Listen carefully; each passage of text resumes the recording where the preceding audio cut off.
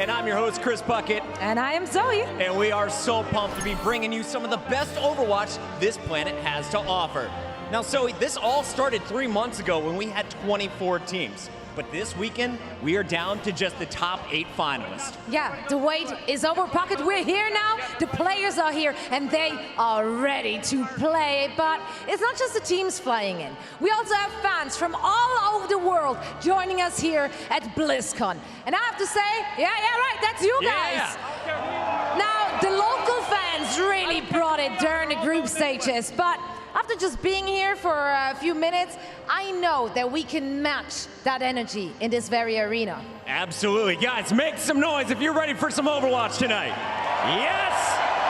My people are fired up, Zoe, and I know we want to get to the games, but before we get to the matches, we have to introduce our competitors. And it all starts with the Drop Bears from Down Under. Show some love for Team Australia.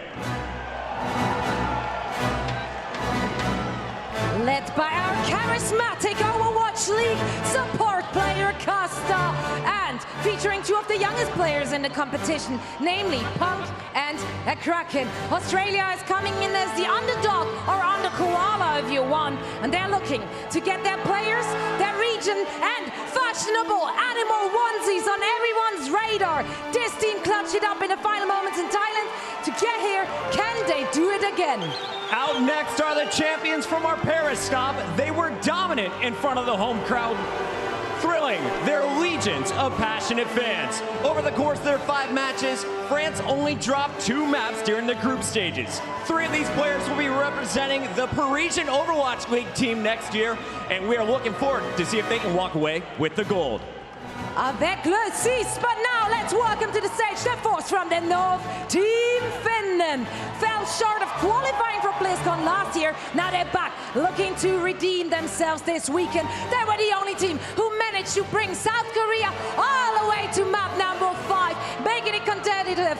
Finland may not have many mountains, but they have successful goats. Rocking red and yellow, please get up for Team China. This squad is confident that this is the strongest lineup the largest nation in the world has to offer. Team China was dominant in Thailand and finished with a perfect 5-0 record, and they will be ready for anything the opposition throws at them. Returning to the World Cup top 8 for the 2nd year in a row, please welcome Team UK. Coming out of the Paris stop with the number 2 seed, they've since bolstered their roster with fusions, a new main tank. They're aiming to take down the hometown heroes, Team USA, and this high-energy, confident, vocal and upbeat squad will have to answer the ever-present question, is it coming home? Ladies and gentlemen, please make some noise for your 2017 silver medalist. It's Team Canada. These maple-loving, moose-riding Mounties are done apologizing and ready to go again. And if you talk to XQC, he's going for the gold this year. Up next, make some noise for our undefeated Overwatch World Cup juggernaut, the defending champion, Team South Korea. Coming into the top 8 with a lot of changes to the roster, keeping just 4 of the 7 players we saw there in the group stages. Fleda, Fury, and Anima are joining this squad, and this team is looking for a 3-peat here at the Overwatch World Cup. This squad needs no introduction. Please show some love for USA!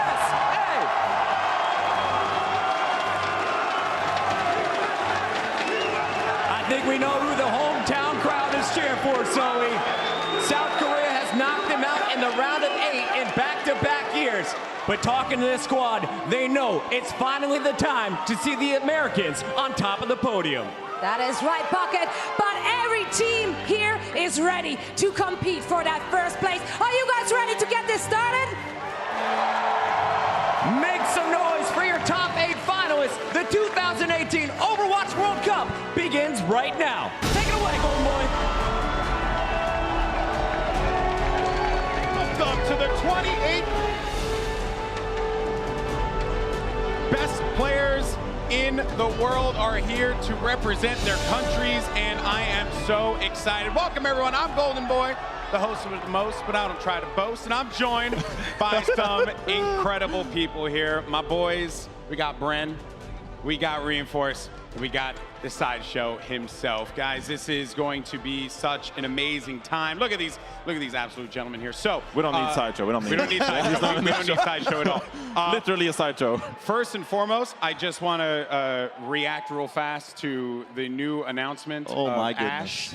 Yeah. I thought you were going to say the cereal. That's what I was okay. excited for. I thought you were going to say Australia's onesies. Okay, but yeah. I don't know. Or Boombox's shoes, apparently, as well. Did Are you see those shoes? No, those are more like what are slippers. those? That's Slippers? what we like to call Slides? chancletas, okay? And it's way too expensive from what we've learned from Boombox. That but boy needs a financial advisor. I don't Exactly. know what he's doing, but I mean, it's crazy. He's I have rocking these it. chats with him. You know, I'm telling him off every now and then, but he doesn't listen.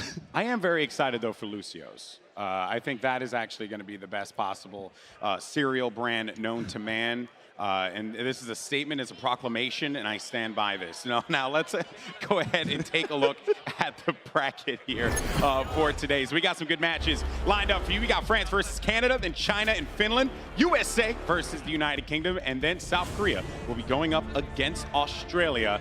But for the schedule and how it's all going to work out. So you have the United Kingdom versus the USA. That's going to be your first matchup. Then we're going to go to a French battle, which will be Canada versus France. I'm really excited for that one. Both teams will be talking a lot of trash. And then you got China versus Finland. And then finally, Australia versus your two-time defending champions in the Overwatch World Cup, South Korea. Josh, pretty good matches lined up. Yeah, some incredible matches, and I think undisputably the top 8 teams in the world, you know, in terms of the World Cup, they have some fantastic players, and so many people have learned so much from playing in the Overwatch League, and they're all looking to try and dethrone South Korea. That's just the way it is, because they've been so dominant for the last few years. Yeah, that is the name of the game. Everyone wants to take down South Korea, but the question is, can they do it? I don't know. South Korea is looking as dominant as ever. But let's actually remind everyone at home the format and how this is going to work, because it's very simple, okay? We're going to have matches that are best of 5. The first map is predetermined, and then the losing team will pick the maps, and all maps are available. Now, this is a very important thing as well, gentlemen, because we're going to be playing on patch 1.29, which is the Torbjorn patch, baby. The Torbjorn. That's Brad what it loves is. Torbjorn. He's all Hardcore, about baby, Torbjorn. I'm all about it. Let's go. I'm excited for this one. I think of any team that's going to be running stuff, it's got to be China, right? These guys, they just run wacky stuff all the time. Not Mangachu. You would expect Yeah. You would Mangachu's come expect out with the hammer Mangachu. kills many I times. personally asked the guy, and he was just like, no. So I don't know if that's actually going to be happening. But I mean, China, they've been teasing me a little bit. When I was asking them, are we going to be seeing a little bit of the daddy Torbjorn? They were like, possibly. Did you say that, though? I didn't. Not those exact words. Did you say? I did say Torbjorn. I didn't call him Daddy Torbjorn. Oh, okay, because that would have been a great conversation. That's all I'm saying. But you know what else is great? T-Mobile. That's right. I knew it at one time, baby. no. So fans, you can help decide which World Cup T-Mobile MVP. And there's 2 ways to vote. If you're watching on Twitch, you click the MVP overlay on your screen, or you vote on Twitter using the hashtag T-Mobile MVP and the players battle tag. Feels like yesterday I was just telling you this information. And be sure to keep up with all of the goodness here at the World Cup with T-Mobile, America's fastest unlimited network. You did. That was Nailed great. it. Well done. Felt good. That was number 1, baby. That was number 1. Didn't skip a beat. It He's was right like, back into it. You know what I'm saying? I mean, name a more iconic duo, baby. That's all it really boils down to. All right, so our first match of the day is going to be USA versus the UK, and we're very excited to get into this game, and we want to meet the teams, and it's going to be the UK first. So let's actually take a look at their road to BlizzCon plus a special message from the UK community.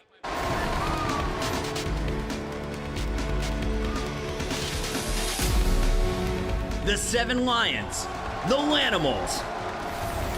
No one plays Overwatch like the lads from the United Kingdom. You can just see the pressure that the UK were piling on. For some reason, we've all seemingly forgotten just how good the UK is as a competitive Overwatch region. In last year's World Cup, they entered BlizzCon alongside the USA before falling dramatically in their first BlizzCon match, not grasping the meta as artfully as their first round opponents. This year, Philadelphia Fusion's Boombox will be fighting alongside the best contenders talent Britain has to offer, determined to make amends. There's just so much aggression coming out from the UK roster. Together, they're eager to remind the world of who the United Kingdom really is and why they deserve more representation in the Overwatch League. For Queen and Country.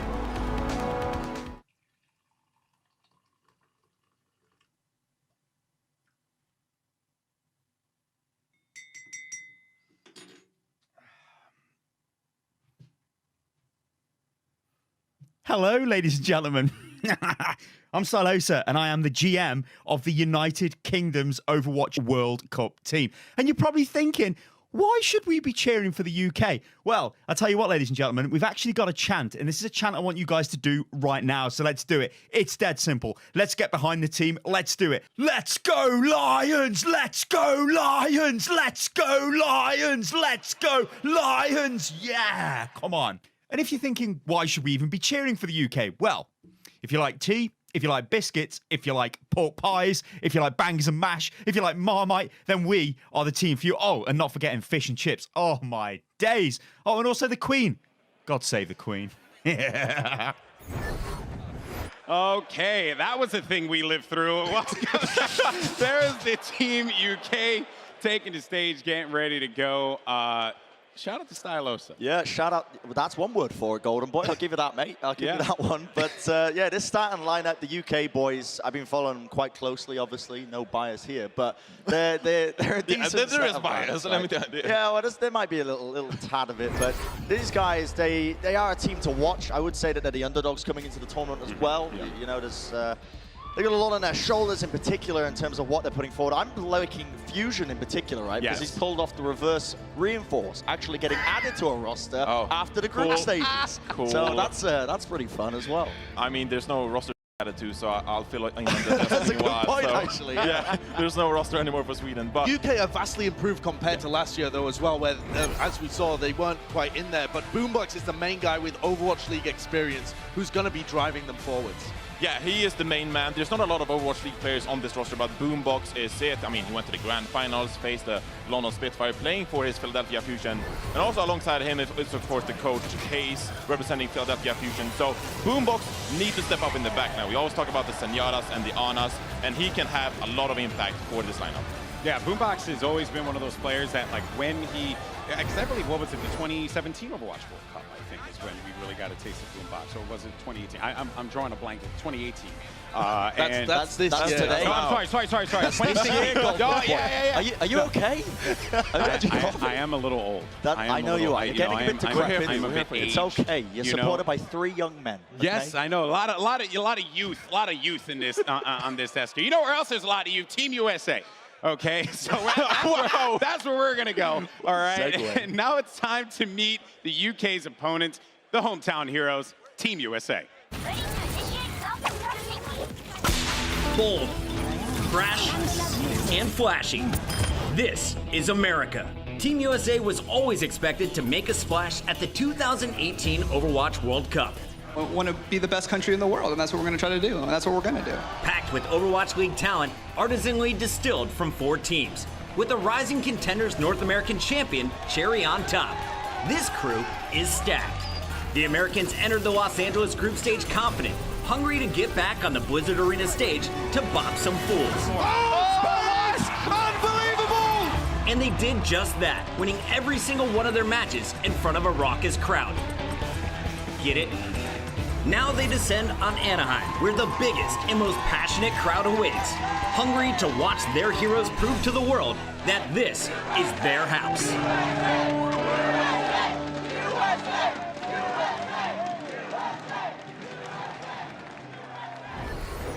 Now there they are, Team USA, as they take the stage, and you know I think there's no like cheering video necessary because you really just one chant. You don't need to tell people from USA how to cheer. It's like a pretty easy thing. 3 letters. 3 letters, you know. You have to that's all keep it need. simple, you know. Exactly. Oh, okay. Here you have it, though. Your Team USA Overwatch World Cup 2018 roster. Such a stacked lineup here. Looking forward to seeing that DPS combination. It says Sinatra is a damage dealer, but really he played Reinhardt. He plays everything, and all of these players so experienced from playing in the Overwatch League last season. You know, they've got Zachary on the team as the only player without that experience. They are actually dripping with confidence. The makeup team are having a real difficulty with them because they are just exuding confidence and spilling everywhere. That just sounds very weird. Yeah, it is. Sounds very Nice, Josh. Nice. very odd. You know, just exuding moisture and confidence.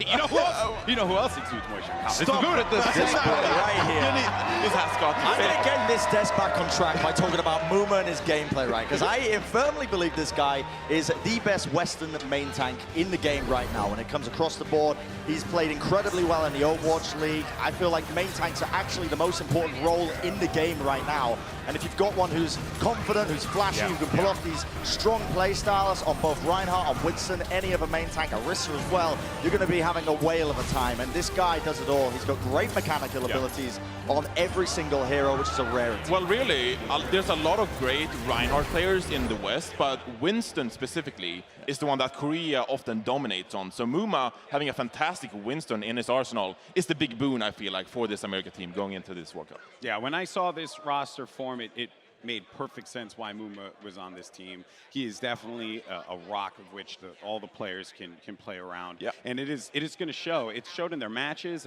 you know, in Los Angeles, and it's going to show here at BlizzCon as well. All right, so I think, you know, predictions now. I want to get into some predictions because I know that, like, everyone's kind of looking at this game and they're like, USA looks really, really strong. But honestly, it's an easy pick for me, Golden Boy. It's like USA all the way. I'm sorry, lads. It's wow, Okay. it's the easiest prediction of my life. I don't want to come across as too biased, but I think the UK have vastly improved from last year. I think that they are taking it much more seriously than they were in the past. They have players that all want to get onto teams and want to prove themselves. But the USA are just looking too good at the moment. I'm going to have to go with the USA as well. I think it's kind of unanimous across the board. Yeah, I mean, across the board, indeed. And Bren? I wouldn't go that far, Golden Boy. Now, you know, Okay, like Lord, me, no. Here I'm we go a big again. fan of the underdogs. I always like to root for them. And I mean, in this situation, I've been living in the United States of America for quite some time now. And for that reason, Lord, we did this I am last year. actually going to be going with the United States of America today. Yeah. I'm going against my home crowd. Brent, I've seen this before. Or am I? Monty did this to me before. Or No, am I? not again. Or am I? Oh, no, not even I'm dumb enough to go against the United States of America.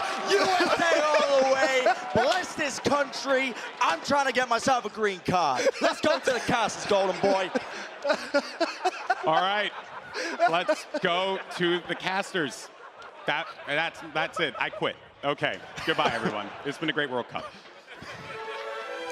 I promise you that no shirts were harmed to the making of any World Cup shows, but that's never been the case in any of these years. What's up, BlizzCon? We are back. Mitch Leslie here with Matt Morello. I heard the clanking of keys in the dark hallways of the Blizzard Arena, and then a shaft of light as they unlocked the door and let us out of the cupboard under the arena, told us we're going to Anaheim, and what a match to kick it off on, Matt. Oh, yeah, no, this is going to be, I think, the most competitive BlizzCon, the Overwatch World Cup that we've had. I think this is a really good match to kick things off. Like the guys mentioned on the desk, I feel like the UK, a little bit underrated. I was really impressed. You know, we got to watch the scrims yesterday. With We harassed them, let's be honest. Yeah, we just kind of showed up. They're like, what's good? What are you doing, boys? What's this? Yeah, we weren't exactly invited. We just kind of rocked up. But Fusion's really impressed me with his calling in the main tank role. He's going to have to play a sick game for UK today if they have a chance. I mean, we've seen a couple different permutations of this UK roster. Ilios is going to be our first map of the series, ladies and gentlemen. I want to talk a little bit more about that after the break, but we're starting off on a control map. And for those of you at home that maybe aren't aware of how control goes, we're about to show you how. This is Control. Two teams fight head-to-head for control of a common objective located in the middle of the map. To capture the objective, your team must stand within its range for a set amount of time. Capture percentage is continually given to whichever team is in control. The enemy will fight to clear your team off and capture the objective for themselves. Losing control will pause your progress. Now your opponent gains capture percentage. If both teams are on the objective when one of them reaches 99% capture, the game enters overtime. This extends play indefinitely until one of the teams is cleared off. The round ends when either team achieves 100% capture. Each round is played on one of the map's 3 unique areas. Control is best of 3, so whichever team captures 2 objectives wins. So there you have it, ladies and gentlemen, your primer for the map of Control. 3 potential different stages. We might only actually see 2 of those if one or other of these 2 teams just comes out in a dominant fashion. Everyone is expecting the United States to be very strong. I mean, even they've been locked away boot camping for quite some time. It's tough. It's a curse on you, right? At the World Cup, at the finals of BlizzCon, they're always going to be the home team. There's always going to be huge amounts of expectation stacked on their shoulders, and they've got to show up. Yeah, and I mean, look, they're looking at that potential match against South Korea, making it to the finals, winning the whole thing. They cannot overlook this UK team. Like we mentioned on the desk, Boombox, Overwatch League player. Last year, he can definitely, provide some experience and guidance to the rest of the squad. They could be able to pull out, make this a lot closer than people think. Cruz was a part of one of the most dominant teams in early Overwatch history before the Overwatch lead was actually sort of established. So he's been around for a very long time. Fusions is such an interesting replacement for Christopher in this roster. Yeah. If you watch the group stage, it was Christopher in the main tank role for the UK. Whereas Christopher was like the Archbishop of Banterbury. He was very loud and proud. Fusions is very polite, very well-mannered, and an excellent caller. One of my favorite things to do is sit behind the UK and listen to Fusions rattle off the orders. But it's time to get started, ladies and gentlemen. Let's jump onto the map of Ilios. It's Lighthouse to start things off here at BlizzCon 2018. You'll have USA kicking things off. Hydration playing Pharah. This is 1.29, the newest patch out right now. So you do have those Pharah changes that have come through. Interesting for the UK, at the beginning they were running, the Widowmaker on Kiv, trying to get some sightlines maybe over the walls there, trying to pick up hydration, but not able to do so. So they just switch over to triple tank, triple support, or as we like to call it, Goats. Yeah, Goats is the nickname for us because the first team that played it was called Goats, but it hasn't worked very well here, Matt. The United Kingdom try and show up to the point with a very durable team composition. Heroes with a lot of health, a lot of healing available. No offense heroes were selected for the UK, but the USA were ready for this. They knew they'd be going up against this particular strategy. They've got Pharah for hydration, Sinatra on the Doomfist, a lot of high-impact heroes that can secure kills essentially immediately. And of course, Muma, with his mobility, can isolate the healers of the United Kingdom in that backline and punish them. Yeah, hydration was one of the strongest Pharahs in the Overwatch League, and now with the update where you're able to do even more damage with direct hits, you expect them to be even better. It's going to be a rocket barrage. That'll connect with 2. 2 from the barrage, but the damage has already been done. The United Kingdom are very low on personnel at this point. Sinatra is just going to be there for the cleanup.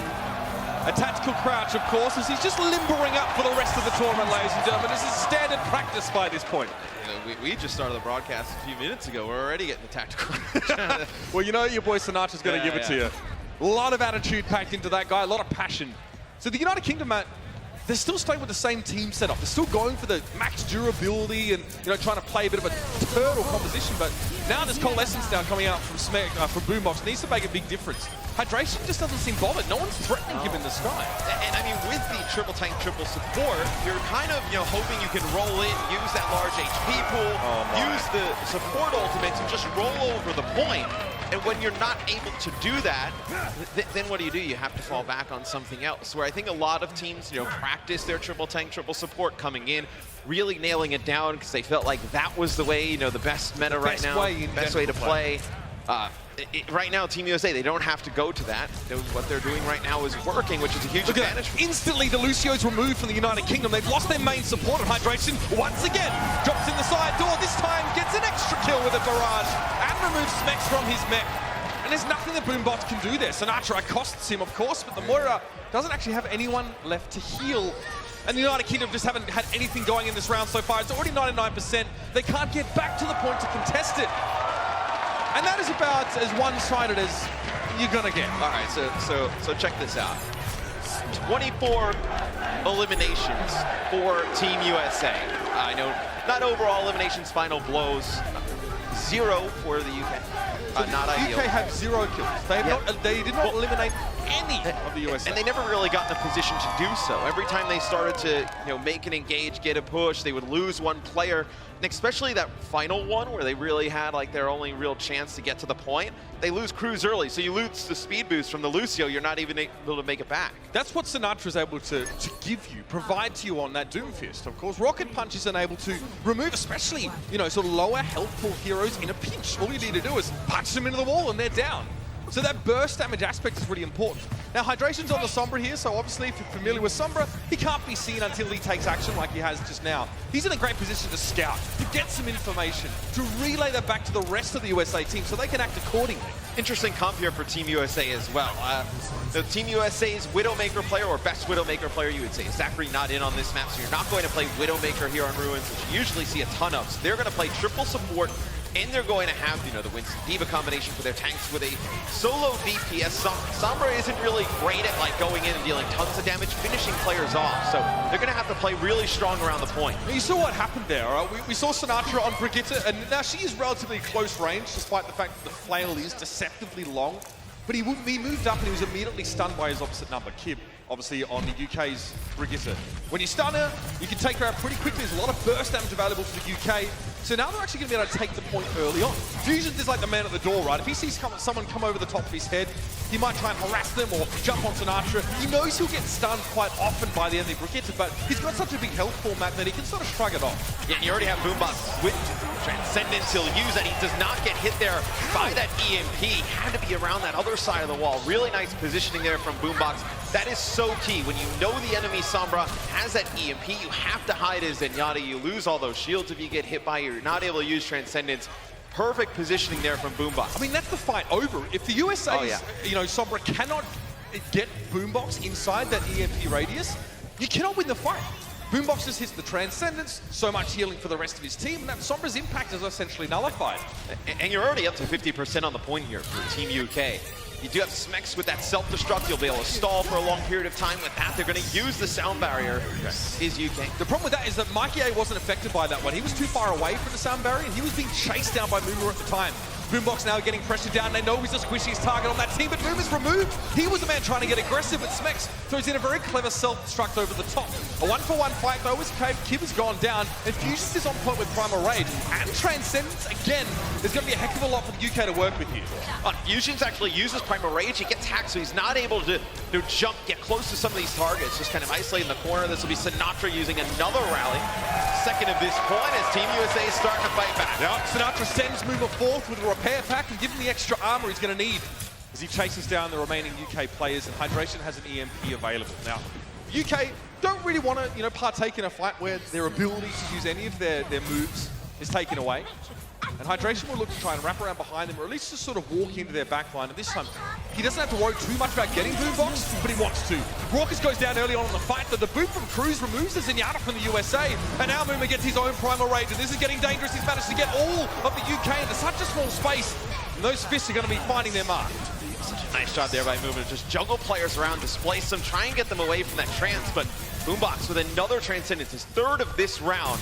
Is able to keep everybody on UK alive. Huge take. The point will get flipped. So now Team USA, you have your own Transcendence, you have Sound Barrier. You can have all three support ults, actually. So Sinatra will have his rally here coming in.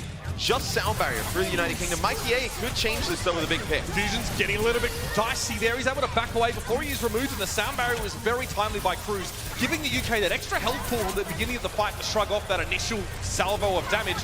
Fusion now hasn't quite found a target to chase after, though. They've already lost Kib, so the Brigitte is out of the mix. Fusions finally goes down, and Sinatra and the rest of the crew are set up on the point here. In the nick of time, they reclaim control from the UK. And, you know, the USA didn't have to use that Transcendence during that fight, Mitch. That's huge. I mean, you do invest two of these support ults, the Sound Barrier and the Rally. And, you know, in UK, they're losing the fight. You're already at 99%. No reason to invest, whether it's the Primal Rage or the Self-Destruct. That is not a good play, though. Moomer getting caught out there, not able to make it out with his life. Maybe UK can make something out of this. Yeah, so the EMP was forced to be used by the USA because they'd lost a player. They're defending. So if they, you know, encounter another situation like that where their main tank overextends and gets picked off, they had to hold the point with one less player than the UK. So they had to play their get-out-of-jail-free card there in the form of the EMP and say, we need to double down on this fight because we've lost a very important player. And Hydration, as you can see, being semi-transparent, he's not visible right now. He'd love to harass Mikey, who would love to set up on the high ground and, you know, claim this perch for his own to get safe damage down, and while Raucus is lucky to get away with that. Yeah, I mean, Hydration has a lot of different ways he can change this potential last push. Right now, going after Mikey, it gets really low, but the health pack comes up just in time. It's like he was backing up into the health pack. He knew it was there, but he almost missed it. Mikey does go down. Moomer also commits to that engagement. And look at this, he's found himself a Boombox in the back line. That's not good at all. UK needed Boombox in the fight. The healing was so important, and Moomer finds yet another one. choice right now, and he's eating like a king. Across the point, Smex will be desuited. Kim has to commit himself to the point, but he's on his own. The rally now to come out for a little bit of extra health, but it's not enough to buffer against the damage of the USA. 99 to 99, and overtime is getting close to ticking down. The UK are forced just to drift onto the point. It's not very convincing resistance from the Brits, but now the drop down will be from Fusions. He switched over to Wrecking Ball. A lot of health, a lot of mobility, but it's going to be tough for him to retake control of the point, and as soon as he leaves it, map 1 is done. When you look at the stats, this first map doesn't really look that close, but UK really brought it on that second point on Ruins. They were able to make it a game. That first control point, though, Team USA was dominant. You look at hydration and space in the off-tank roll space. So good on that Diva, had himself a game. 33 limbs, only 4 final blows, but 1 death. That's huge. And you can see the United Kingdom are generally, preferring to play that safer, more durable team composition, that setup. But it can be unraveled rather quickly. We saw that on that first point, of course, of Lighthouse. And then secondly, Zenyatta's ultimate, very, very important, especially when on Ruins you're playing around such a close area. The fact that Boombox was able to avoid that first EMP and still be able to use his Transcendence after the rest of his team was stripped of their faculties, we'll say, is important. But you cannot avoid Sombra forever. No, eventually the Sombra is going to find you. You're going to get hit by that EMP.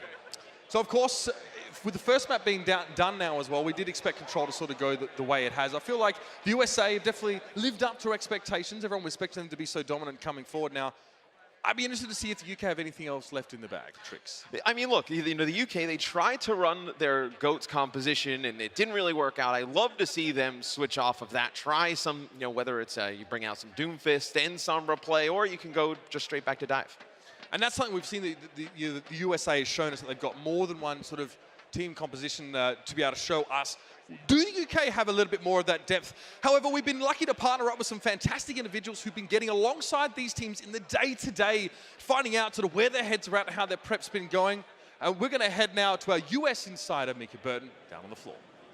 What's up, guys? I am here amongst the fans of possibly the most hyped up team here at the Overwatch World Cup, and also the most practiced. Team USA has been talking about how hard they've been grinding in and out of practice, and you know what? I also got these rad shades from Hydration, so I know that I am amongst some of the most hype people here. Can I make some noise, Team USA fans? That's right.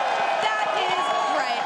I have been told that Team USA has some secret strats going on that they won't even let us in on. And also, possibly, we may see some actual Symmetra plays. So everybody ready for that? I know I'm ready for that. But for now, we're going to kick it right back on over to the casters. All right, so there's secret strats, which I'm all about, but then there's she's teasing Symmetra plays. Is this verified? Do I need a citation on that? I mean, who knows? I know the USA team, they've obviously practiced extremely hard coming into this event, but you can see, Sinatra already at the beginning of the game, having some fun there, when they're really giving it to Team UK. I think if this starts to really go heavily in USA's favor, I wouldn't be surprised if we see some new stuff. It's funny, we talked to them earlier on, in the group stages, and Aero, their coach, obviously was pictured earlier, said, we're taking this seriously. Even if we're dominating, we're not going to mess around. And they kind of ended up messing around. Yeah, they ended up messing around. They kind of have a bit of fun. Of course, so we do want to hear what's going on down in the UK camp. But for all of that, we've got our UK insider, Frankie Ward, down on the floor. Now, last year, Team UK did crash out of the quarter-final stage, 3-0 to Sweden. And we're hoping for a more solid result this year. And actually, I did speak to Cruz, their support player, and apparently last year they did spend a little bit too much time in the hot tub. But they assure me they've been scrimming hard, and so hopefully they're going to claw back at least one map today. But the issue is, with Boombox and Coach Hayes committed to Philadelphia Fusion, and some of the other players based back in the UK, it's been particularly hard for these guys to get together on their respective time zones and scrim. But they've been working hard since they got here, and I have every faith in them. And in fact, I'm wondering, BlizzCon, if we can get some support for the UK in here, please. Everyone loves an underdog, right? Yes. Thank you very much. We've got our colleagues. I called them colleagues in Australia and Canada over here. We love you guys too. We'll give you our support back if you give it to us in the next game. And the way that Team UK have been preparing for the USA is by studying their counterparts and trying to counter those compositions. But I know that USA might have a few comps to be unleashed. So we're not sure how UK is going to cope with that. So watch this space in the next map. But for now, let's head back to Uber and Mr. X. Colleagues, you literally sent us to an island in the middle of nowhere, and we had to come back stronger, and we fortunately have. We'll see, from of course, from the Australian guys later on, but the UK guys definitely been more studious this time around. I do have an update for you, Frankie. You know, they said they spent a little bit too much time in the hot tub last year. We haven't seen them there, but every night I have left the hotel to go out, I have seen boombox. So with no context provided there, of course. They're working on strat. Yeah. Different environment. That's right. Map number 2, just around the corner, is going to be a hybrid map by the name of Kings Row. Very fitting for the UK to perhaps make their resurgence here. It plays out quite differently to Control. So for all your info on that, let's see just how hybrid maps work. This is hybrid. 2 teams face off as either defenders or attackers. The attacking team has a limited amount of time to first capture a payload and then escort it along a set path containing 2 checkpoints. To capture the payload, the attackers need to stand within its range for a set amount of time. Defenders can delay capture progress by also standing in range. The attackers must work together to clear away the defenders. If successful, they score 1 point and gain additional time on the clock. The payload only moves forward when an attacker stands near it. Defenders can delay the payload's movement by standing nearby. To get moving again, the attackers must clear away the defenders by force. If even one attacker is capturing the objective or on the payload when the time runs out, the game enters overtime. This extends play indefinitely until the attackers are either cleared away or they gain more time by reaching a checkpoint. Every time the payload reaches a checkpoint, the attackers score 1 point and gain additional time on the clock. The round ends when the payload reaches the destination or when time runs out. Teams switch sides each round. Whichever team scores the most points and escorts the payload farthest wins. And there you have it, ladies and gentlemen. That's your hybrid explainer. And now we'll take a stroll down the streets of Kings Row. Matt, hybrid maps obviously sort of change as you progress through them as the attacking team, which means that, you know, the strategies that you want to apply and the hero compositions you want to use may change. But let's talk about what we're seeing here for the United States as they set up to defend Point A. Yeah, it's kind of a new variation on a dive comp. You get a Wrecking Ball in there as a main tank with Space playing Diva. Okay, Mumo will change things up here on defense. So you will have, you know, your standard dive tanks with your Winston and your Diva. You could actually run Wrecking Ball in this. We've seen some teams do that for a lot of area denial. He's so disruptive, right? He's very good at displacing people and sort of splitting teams apart. Nah, do have the UK here. You won't see the Torbjorn just yet. They'll be running Reinhardt Diva. Usually on this map, this is like a one map, even when Zarya Rhine was not like great and all the other maps, you would see it here. But they will run a triple tank. They're going to run Roadhog here. So Roadhog, obviously, great pick potential. Roadhog pretty strong against Doomfist, able to stop all that mobility and burst damage that Doomfist has. You want to hold him in his tracks. If he starts running, it's very difficult to stop him. Cruz's Lucio very important here. Look how quickly the UK have been able to bustle and hustle on towards this point. But the USA are there to meet them. They actually drop down, and this forces the UK to kind of hide out here in this corridor. When the USA are just going to sort of sit back and say, okay, well, you're living here rent-free. We're eventually going to come and evict you. Well, it also forces Sinatra on Doomfist to commit to that corner, and you can get an easier hook, right? You want to eliminate all that open space. They're not able to come from multiple directions, only one way. See, they go up top, trying to just bait out to the high ground, and now they jump back down to the point. Really interesting. But Kip managed to find Mumo, so he deals with USA's main tank player. So it's a 6v5, Hydration getting hooked in. That is huge!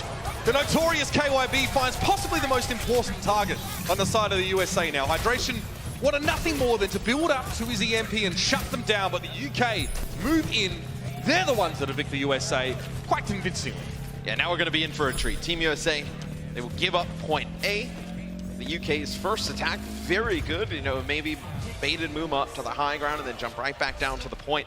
Now USA will run the triple tank triple support composition. Sinatra Zarya, very, very good. It's going to be awesome to watch him play that hero. He didn't really get a chance to play it a ton during Overwatch League, right? Played a lot of the DPS here. Look, now you're going to get to see it. UK just want a headbutt straight forward here in towards the USA. There's a Transcendence being put in place. Fusion, that's a big Earth Shatter. He knocks down most of the USA, but there's so much healing for the American squad right now. Fusion's also getting a lot of healing, but it's just not enough.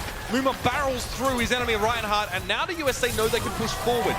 The most important targets in team compositions like this is the enemy Reinhardt. So Muma and Fusions both are going to be targeted very heavily by their respective teams, not only for healing, but also to remove Reinhardt as early as possible. And I mean, now you have both teams running GOAT, so to speak. Sinatra, one fight, going to get this grab.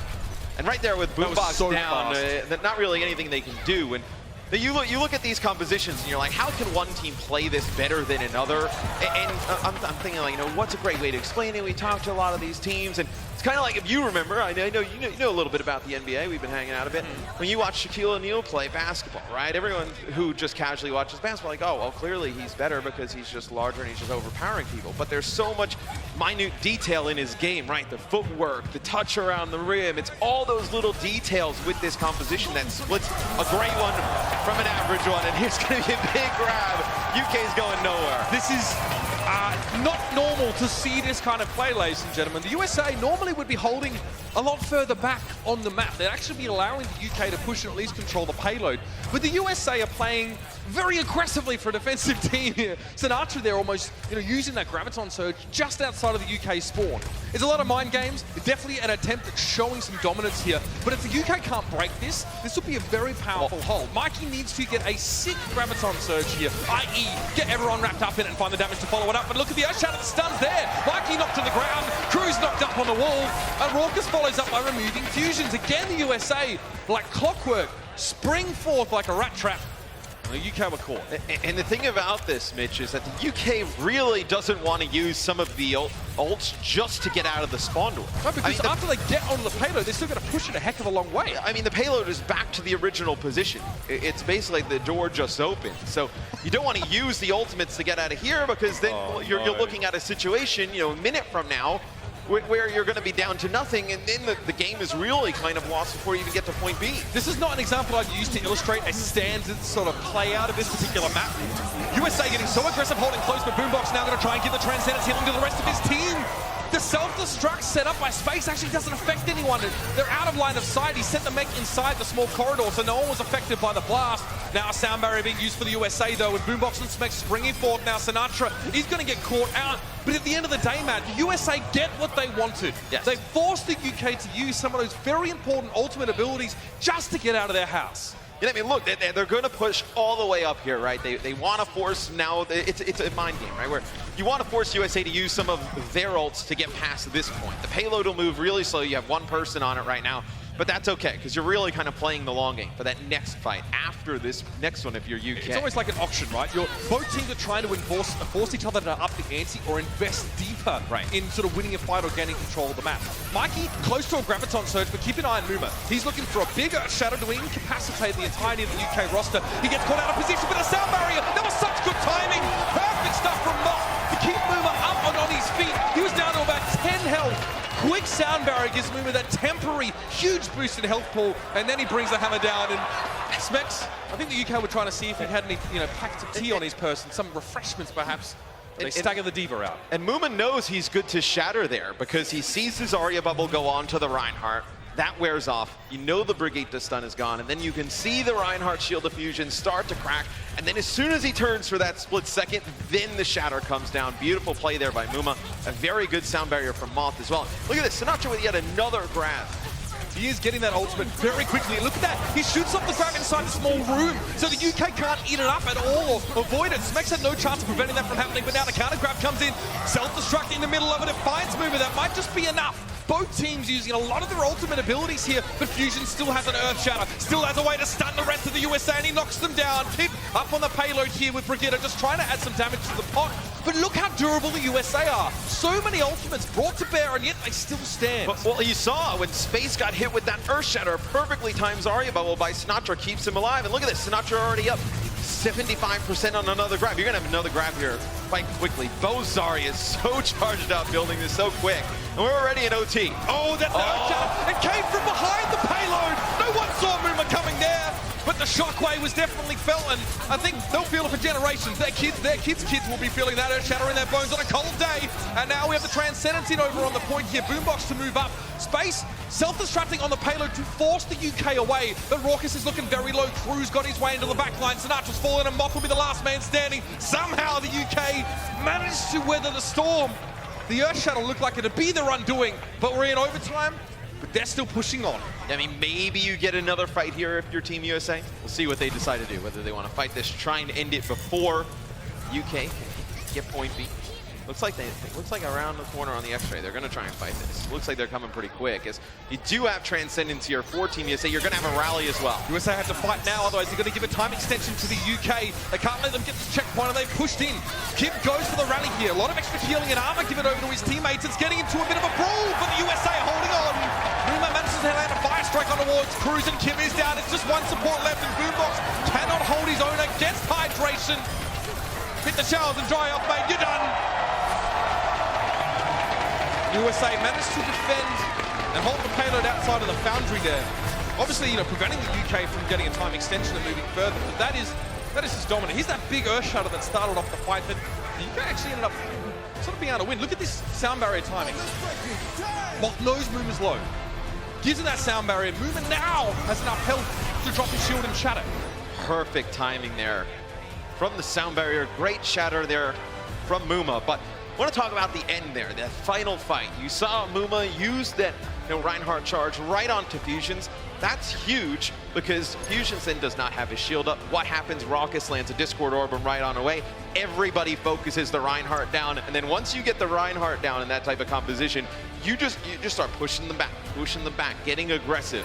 And that first pick there on the Fusions is huge. It's really, the end of Team UK's offensive push right there. And what we've sort of seen actually from the UK is that they've been trending away from using too much Zenyatta in some of their comps. We've seen them in practice. There have been times where instead of bringing in the Zenyatta for the healing, they actually go for Moira. And they've done it in this case as well. We notice that Boombox is not playing Zen this time. Obviously, Moira is far more slippery, harder to chase down, has a lot of sort of good healing close up, but her resources are limited. She can't, sort of provide high levels of healing for a long period of time.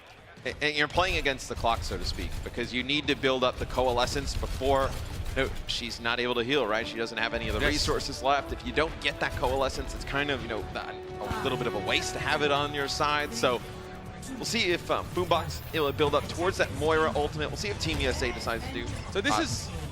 Matt, this is an interesting comp. It's not obviously the tanky one that the UK used. The USA going for Sombra Genji. So a composition that is very mobile, and once that EMP hits, the UK are going to struggle to sort of mitigate any of that damage. But I like what they've done here. They hide out in the hotel. They know the USA is going to split their forces with their tanks going forward, so they jump onto the back line. They get a pick on Raucus, the most important healer on the side of the USA, and now they can clean up the fight. Very clever. Well, now USA, they just don't want to die. They don't want to stagger this out. Sinatra getting very low because a lot of their healing was coming from Raucus in that type of composition. They'll change things up right away, though. Triple tank, triple support. They'll go right over to it. Okay, interesting though, the big difference between these two triple tank compositions is the Zen on the side of the USA and the Moira on the side of the UK. The Zen is going to put the UK on a clock. Eventually, the Zenyatta's going to break through with his orbs and all of Discord. So like you said before, the Moira needs to hit that coalescence early. Boombox has a lead on ultimate percentage. He's at 68 right now. He needs to get closer. Look at how much damage Boomer is taking, and he can't stand up anymore. Forced into a small room where he doesn't have line of sight with the rest of his teammates.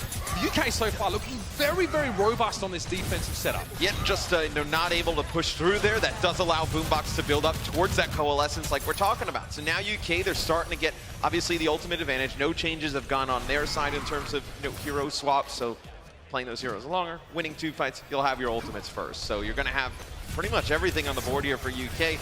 USA, this next fight, maybe just try and draw an ultimate out or two, and then you have a better chance coming back. Graviton Surge being used and coalescence from the backline. That's that Moira ultimate from Boombox here. But really, the damage just seems to be shrugged off by the incredible healing the USA are able to provide. Hydration, diffuse rally in that fight, and now here comes the Graviton Surge. Self-destruct used in the middle of it. You can see quickly the United Kingdom back away from that explosion, though. They avoid getting taken down. Fusions, that's a big Earth Shatter, though. Much of the USA's roster are knocked to the ground, and Fusions, a very timely shield given to him by Mikey Isaiah to keep the Reinhardt up for a couple more swings. Now, the UK are going to win this fight, yes, but their respawners have much farther to walk back to get to the point of defend again, so the USA may have a window. Well, I mean, USA did use everything they built up during that. It was a good grab from Mikey A, connected with a lot of players. Raucus came in with a Transcendence, and then the fight just continues on from there. It's really Fusion's Earth Shatter that changes the course. Mikey A with another grab here, Mitch. You're going to have both Sophias yet again. They've been playing so well. Look at how fast he just burns down Rocket. Absolutely vaporized. The grab eaten there by Space. I guess Raucus isn't microwave safe after all, Matt. Mikey A going to push forward now, and now the United Kingdom is starting to flex on the USA in much the same way, except they've pushed the USA back inside the original spawn. That is nasty. A minute and 11 seconds left here. If the UK can hold on, they will win this map. It is an interesting use of the grab from Mikey A. You get nothing for it because it gets eaten up by Space.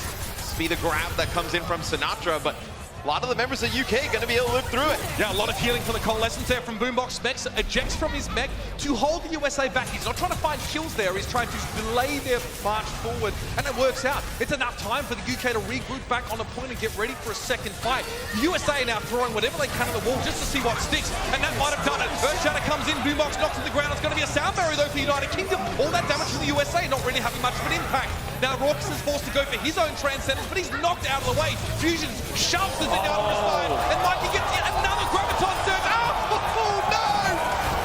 The USA dominated in that moment there. Completely vaporized, and they have one more chance, Matt. One more fight to capture this point A, or we're going to have a tied series. Wasted the one before that, but that was a really sick grab there from Mikey A. You're going to have another shatter here from Fusions. This is UK's to lose here, Mitch. It would be a big upset in map number 2. Last chance to lose for the United States. Now Hydration going quite low to a Fire Strike fired off by Fusions. Mock trying to push forward. Space goes deep and sets up a self-destruct. This could be nasty, but it's shielded off by the entirety of the UK. Hydration trying to push forward on that Brigitte, but he's lacking support, and now to Fusion. Turned his face towards it. That's it. And on their home ground, ostensibly, on King's Road, the UK show up and snatch a map away from the one team that everyone thought would be indomitable. The USA are the ones with the egg on their face now. I mean, during the first map, you know, they were really poor. You know, the first point, UK battle back in the second one. King's Row, that was a really strong performance from UK. Obviously, the full hold on defense, extremely impressive against a USA team, which a lot of people picked to go to the finals. The underdogs, looks like they've got quite the bite on them. Let's see how it continues over the rest of the series. We'll be back after these short messages. The Overwatch World Cup is brought to you by Omen by HP, the official PC of the Overwatch World Cup, and by T-Mobile, America's fastest unlimited network.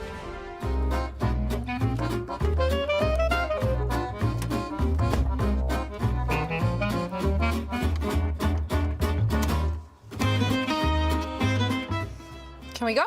I'm starving. Yeah, almost. Just need to adjust a few more things. Are you serious? As serious as safety. So yeah, very serious. Right. You good? Yeah, very good. And ready to get some food. Almost got it all just right. 10 and 2. Well, now I gotta start all over again. Oh, come on! Stay one step ahead in the Toyota CHR. Toyota, let's go places.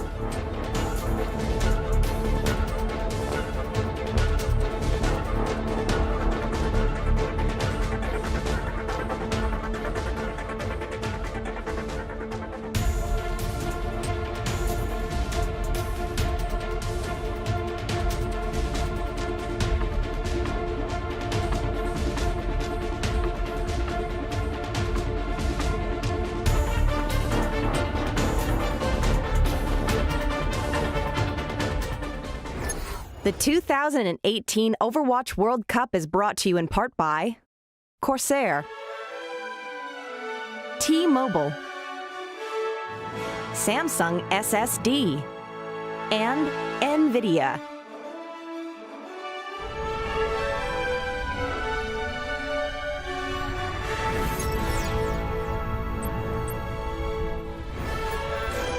Well, they say Rome wasn't built in a day, and neither was the arena here at BlizzCon for the Overwatch World Cup of 2018. Welcome back, everyone, as the United Kingdom has shocked us all, taking Game 2. I think a lot of us looked at that and said we were going to count them out. We thought that this was just going to be USA all the way, but the UK are here to stay. And you know, you like that? For like one good? more map. It was good, Sure. yeah. And you know, when I say Lions, you say let's go. Lions. Let's go. Let's go. Lions. Wait, no, stop. Sorry. You go first. Oh, Lions. Let's go. Let's go. Sorry, I'm ruining this entire These are not thing. authentic, are Sorry. they? This is like paper. This is like elemental. Yeah, this isn't even a pom-pom, man. It's like paper, like cut together with tape. It has actual tape on it. What? It's as good as a pom-pom. Get this away from me. Okay, you know what? Order. Listen, I've had enough of your shenanigans. I've had enough of your shenanigans here. Let's give you a bit of okay. I just want everyone to know that I am a consummate professional. Okay, that's what I want. Okay, no, keep it on. I'm keeping up. I'm gonna look like the Puerto Rican carrot top. Okay, so let's actually talk about some Overwatch here, people. Game number 1, we went to Ilios, and USA brought out the counter. I've been on the bad ending of United Kingdom's triple tank, triple support comp on Lighthouse Ilios many times, especially with the new Pharah changes, right? Hydration had so many barrages on this round specifically because she shoots faster in the new patch, and so you deal more damage and you build that barrage and just wreak havoc like this. So United Kingdom, I think picking the triple tank, triple support comp on Lighthouse, that's just showing that you don't know what else to do, essentially. And then Ruins, it was a bit more closer side, so, you know, they had opposite compositions here. Yeah, definitely. There were opportunities for the United Kingdom to get back into the game. You know, Mikey A didn't do much on the Widowmaker in terms of kills, but he did drag Moomer and Hydration way out of position, and then they were able to get the picks on him occasionally, but still, with 2 players running back to try and kill Mikey A, the rest of the United Kingdom should have been able to find those kills, and they just couldn't. Yeah, definitely got the impression of a bit of stage fright from some of the members of United Kingdom's the beginning. Yeah. But as we went into King's Row here, they actually played incredibly well. Now, there was a few mistakes here and there, as you can see right there. They kept 1 point. They kept 1 point and a bit, and it was thanks to Kibbs Roadhog that they were even able to take point A. It just turns out that the United States don't even get point A yet. I'm going to ignore your point there, Sidra, and continue with the point I was, which was that Boombox has excellent ult economy. I feel like he's showing that he is this Overwatch level of Boombox is the economy. Class player. He is the economy. It's easy to have good ultimate economy when you have your ult all the time. Like, he's just dealing so much damage. He's just building it up massively in every team fight. It seems like he's getting it twice as fast as the opposition, which is just honestly It's crazy. not quite. I did look at the stats. It's only a couple of seconds faster, but, well, actually, it's roughly 10 seconds faster. It's a noticeable difference statistically, but it was really their defensive play that impressed me as well, and makes me wonder what the United States are doing. They didn't play very much triple tank, triple support in the group stages. We thought they'd be playing more of the stuff they did on Ilios. Turns out when they're matching it, although they're oozing confidence, it didn't work out. Well, I think it looks good at times, right? It depends on what kind of layout the map is, right? Because if you take this fight on first point defense, I think that the United Kingdom has the upper advantage because they're fighting on a flat layout, right? But when Sinatra can hide in a corner with his Graviton Surge, the United States are so good at taking initiative with weird tricks up their sleeve, right? So the United Kingdom, I feel like they are the better triple tank, triple support team, but then when it comes to like hiding and having some tricks and etc., I think United States are way better in that regard, much due to Aero, their coach, who is one of the best coaches in Overwatch League. Do you have a UK shirt under there, Bryn? Let me just have a look quickly. No, that's okay. No, that is pale skin. That is pale skin. I've been living in LA for 10 months now. And you have yet to go outside. It's unbelievable. Well, you know, they should make monitors with like UV screens, so like you can just no, let's not give people ideas. Well, the good news is for the United Kingdom, they were able to secure that game to win. We actually do have our incredible insider Frankie nearby with Stylosa. Frankie, what's going on? Well, currently I'm just obsessed with Fusion's face, Fusion's fight face, Fusion's happy face. But who was your MVP of that match, Stylosa? Smex, 100% Smex. I think he hit 3 grabs. Insane. Crazy. Good stuff. And I am super impressed. I just want to bring it back to Fusions quickly because we didn't even see him play at the group stage. He came in to replace Christopher. Are you proud of your new recruit? Yeah, Fusions is a really, really good player. I mean, I'm so proud he's got a chance to sort of show himself off on a big stage. He's a fantastic player. Really good main tank. And coming into this, you knew you were the underdogs. Yeah. Did you expect you could even win a map today? So USA are a very strong team. I think our priority was to take a map, and then it's just anybody's game. So hopefully we can keep the momentum, and well, who knows? Who knows? Well, otherwise, your boy surprised us all today. I could not be prouder. But let's head back to Golden Boy and his kids on the desk. That's right. Okay, that's not. Okay. All right, Frankie. I don't have children, but clearly, if I did, I could not control them based on what's been going on here. By the way, also, I just want to say real fast, Boombox, the dab is dead, sir. Okay, so I would appreciate it if you would stop that shenanigans behind. You know, like what? This is terrible stuff here. You know, Just awful. Don't, and that's no. Okay, thank you that we had to stop that one right there. All right, so here's the one. Yeah. No. You're not dabbing. Not today. And we've all heard what Stylosa has to say, but we want to hear what you guys at home think of the action so far. Be sure to join the conversation for the Overwatch World Cup on Twitter using the hashtag OWWC2018. If you're lucky, your tweets might end up on the show. That's all, you know, maybe. And I think we also have another family member standing. Well, actually, we have a family. Stylosa thinks he's like the family of the UK, but we have a family member standing by for Team USA. We got Mika with that family member. What's going on, Mika? Thanks, guys. I'm here with Zachary's mom, Liz. Yeah, make some noise for Liz, everybody.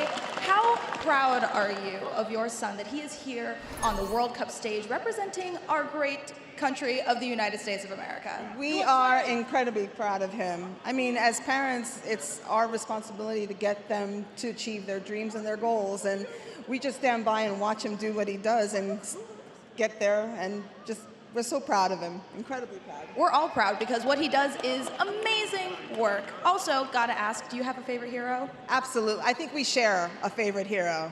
Yeah. McCree. McCree's definitely the, right? McCree's the best hero, everybody. Well, thank you so much for joining us, and we're going to kick it back over to the most rowdy desk in the world. Yes, it is indeed.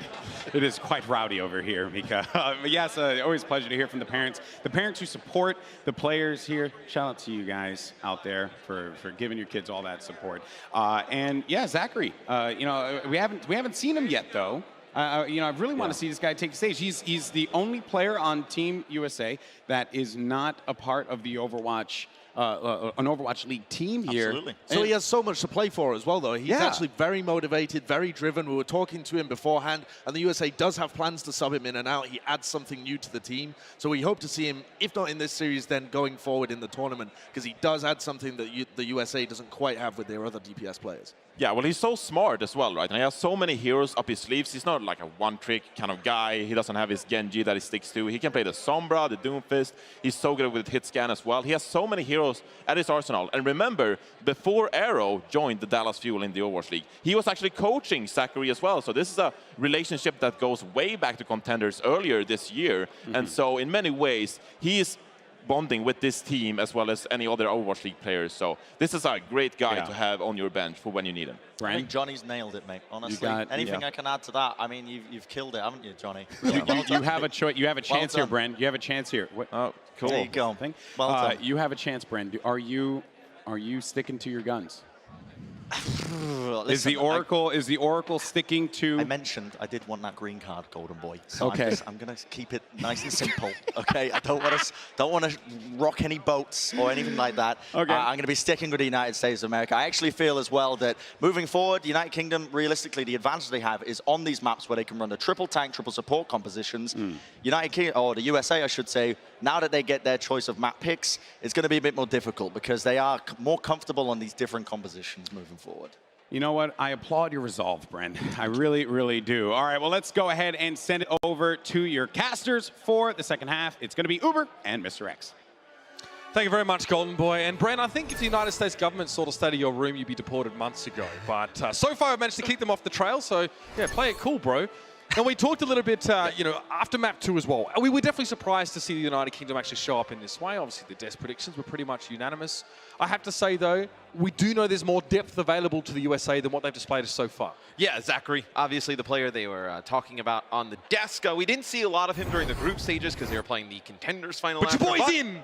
You're going to see him here at BlizzCon. So they're going to bring Zachary in here for hydration. So hydration for Team USA. We've seen him, you know, he plays Safara a lot. You know, he's got a very good Sombra as well. Zachary, though, I remember watching the Contenders final. His Sombra is unreal. So look to see them maybe play him as well, maybe in a different style of Sombra that hydration would play. I mean, this guy is, I think, tomorrow's superstar. There are a few of them actually up on that stage right now, but we get to see him today. That's the best part of the Overwatch World Cup, ladies and gentlemen. Volskaya is our 3rd map in this series. Now, we've seen the United Kingdom be good at playing defensively. This is a map that may lend towards that particular strategy. If you're not familiar with how the Assault map type works, it's time to teach you something. This is Assault. 2 teams face off as either defenders or attackers.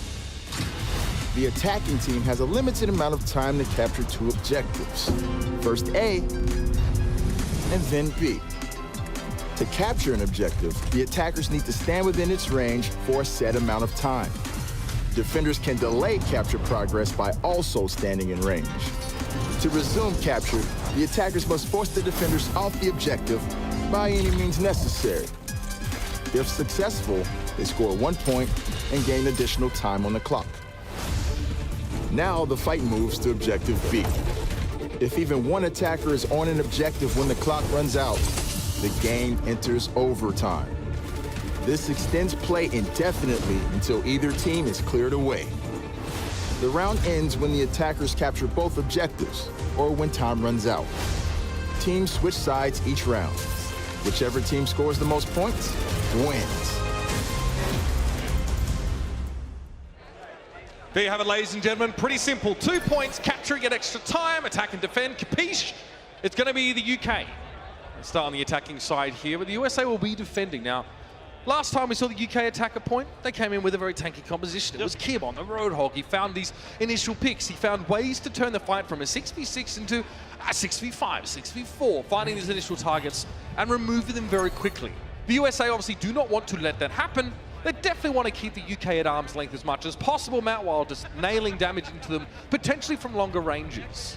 Now we'll see what USA decides to do on defense, but I think coming into the second half of this series, something we didn't really talk about, neither did the desk, but both of these teams have fantastic coaches. I know Arrow on the side of Team USA, Hayes on the other. I mean, 2 very experienced coaches, and you put them in the bracket of the currently the best Western some coaches of the best, absolutely. in Overwatch. And Hayes, he definitely probably saw some stuff in map 2 that they want to further exploit, but you're also probably thinking in your head, Arrow's going to make some changes, right? So I think you're going to see 2 very different teams here in the second half. The United Kingdom start on the attack with 2 snipers, Hanzo and Widowmaker. So again, they're looking to follow a similar idea as what Kip tried to exploit earlier on King's Row. Get rid of those initial targets. So employ burst damage, ideally applied to the forehead of the enemy heroes, and remove them quickly. So you can see Mikey now obviously not as mobile perhaps as Kib's Hanzo. They're looking to be setting up here. They want to try and choke the USA out. They want to take space. You see Zachary waiting in the wings, bottom of your screen there. He actually managed to hack Kib, which means that Kib, he loses some of his abilities. He can't fire his rapid fire shots, and Raucus mows him down as Muma drops the barrier. Yeah, he loses the movement capabilities. He can't climb up those walls when he's hacked, right? Of New Hanzo as well. And see Sinatra playing Soldier 76. It'll be Cruz actually brings Kid back to life, but 76 obviously gets a buff in the last patch. It's still going to be very difficult though against this double sniper comp. He has to be very careful the sight lines he takes. This is very brash play from Sinatra to actually sort of play out in the open against an enemy Widowmaker. You see how he opens up with that Helix rocket because he knows if he connects it, the Widow will be very low. He just needs a little bit of extra damage to finish the job. However, so far not so great for the UK. Fusion's this time being taken down, and you see when the enemy main tank is the first casualty of a fight, then the rest are probably going to get cleaned up pretty soon after. I believe Fusions did get hacked, and then you're able to take him out. But I want to point out the positioning of Sinatra. So we were on board with him for a little bit, and then he went down to the low ground. And when he goes down to the low ground, he kind of, huddles behind this, mid-hut here.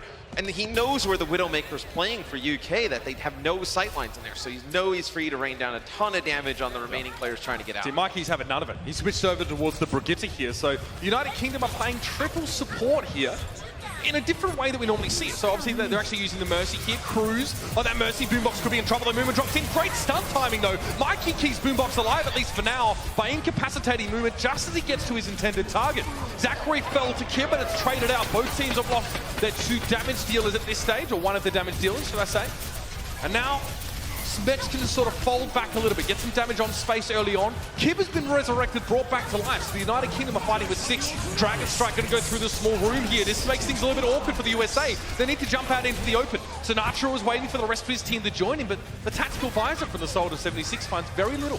Yeah, and you lose the Ana for Team USA. As you had that nano boost, it'll be an EMP that comes through from Zachary, just looking to see what he can get with it. Doesn't look like you're going to be able to get much, as that nano boost would have been huge if Moth was able to stay alive. But Team USA is still very much in this fight. But look at where Raucus is standing. No one's really bothering him right now. He's in a great position to deliver both healing and high damage. 2 things that Zenyatta is a consummate leader in. Just back behind the corner now, the self-destruct was thrown out there. That was to force Raucus out of position, right into the face of Fusions. Great use of D.Va self-destruct there by the UK. Smex really sets that kill up for the rest of his team, and it's looking good now for the 3 Lions. Fusions comes in over the top. Kib on clean-up duty. And the UK, after about 3 minutes, have taken point A, and now it's time for point B. Then USA does use the nano boost. So Moth coming off of spawn. Actually, Muma hangs out here right outside, so he gives him LOS. Be able to land that nano boost on. You didn't get the effects of the healing. Muma was pretty topped up at that point, but just get the damage mitigation. Obviously, the extra damage that you can do with it. Try and change the fight. Doesn't work out. Sinatra makes a change, so you won't see the 76 here on point B. It'll be a Brigitte of his own. Yeah. Kib here has another Dragon Strike on Hanzo. So, I mean, Dragon Strike's very flashy, very impactful ultimate, but it's better at actually just moving people out of the way or forcing people to reposition.